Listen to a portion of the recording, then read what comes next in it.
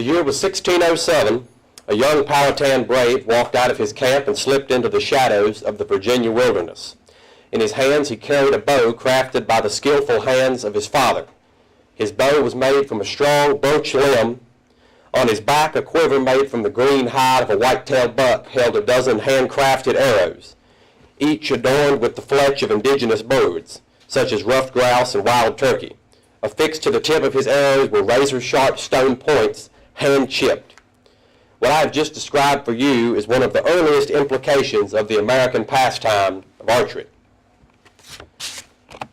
Primitive archery, as we see some equipment here, consisted of bows made from strong birch limbs, arrows made from straight sticks of cedar, adorned with the fletching of indigenous birds, as I earlier described, such as ruffed grouse and wild turkey.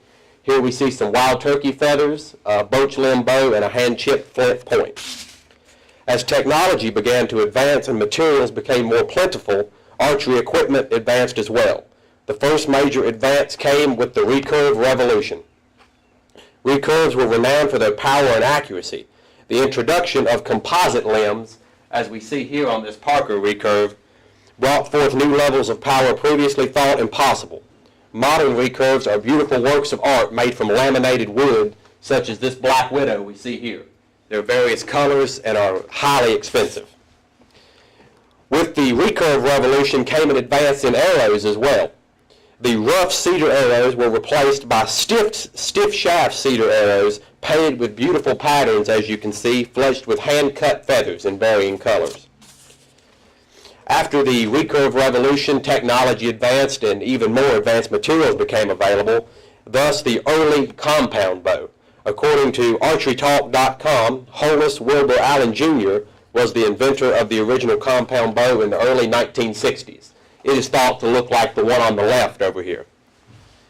With the introduction of the compound bow, the stiff cedar arrows were too brittle. They could not contain the power of the composite limbs and cams of the compound bow, so another arrow revolution took place. The heavy cedar arrows were replaced by lightweight aluminum arrows fletched with plastic vanes, as you see here on the ones on the right. The lightweight shafts made for high-speed arrow flight, while the vanes produced highly consistent arrow flight, making for tighter groups and accuracy over long distances. The modern compound bow was basically the work of modern archery companies that have perfected Hollis Wilbur Jr.'s compound bow to the point of near perfection. Two compound bow companies, the Matthews, here you see the Matthews Helium, and here you see the PSE Dream Season Evo. I shoot the one on the right. That's actually a picture out of the catalog of my personal bow there. They feature ultralight limb design, these are the limbs, short brace height, which is the distance from here to here, and they produce blisteringly fast arrow speeds of up to 350 feet per second.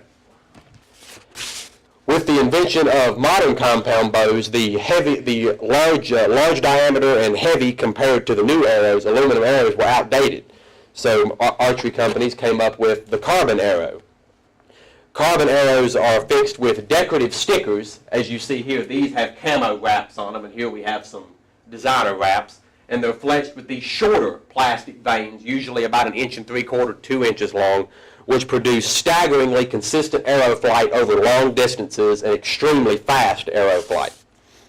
As I'm sure you can imagine, we're not shooting stone arrow points on the end of carbon arrows. Broadheads have advanced in technology as well. Here you see the broadheads as they advance through time. We have our flint point on the left, a Muzzy MX4 fixed blade, and then a Rage hypodermic expandable here. As they advanced, as this picture depicts, the first advancement we had was the era of the fixed blade. The head you see on the left is the Bear Archery Bowhunter. This was popular during the early compound days. In the middle you see the NAP Thunderhead. Allegedly more deer have been killed with this head than any head on the market. And here, this is the 2014 Steel Force Fathead Edition 4-blade fixed blade head. The most recent achievement in broadheads came with the mechanical broadhead. On the left, you have the NAP Spitfire, which is a frontal deploying mechanical broadhead. In the middle, this is the head that I've shot with great success for the last 3 years, the Rage Extreme. And then on the right, you have the G5 Havoc. These heads are extremely accurate over long distances and deliver absolutely lethal penetration. The epitome of modern archery comes with the invention of the crossbow. There is much debate in the archery community over whether these weapons should be allowed during archery seasons, as the skill that it takes to shoot these is very limited. In conclusion, archery has a rich history dating back to the earliest Americans and their bows made from birch limbs, of the Virginia woods to the ultralight compounds of today's archer.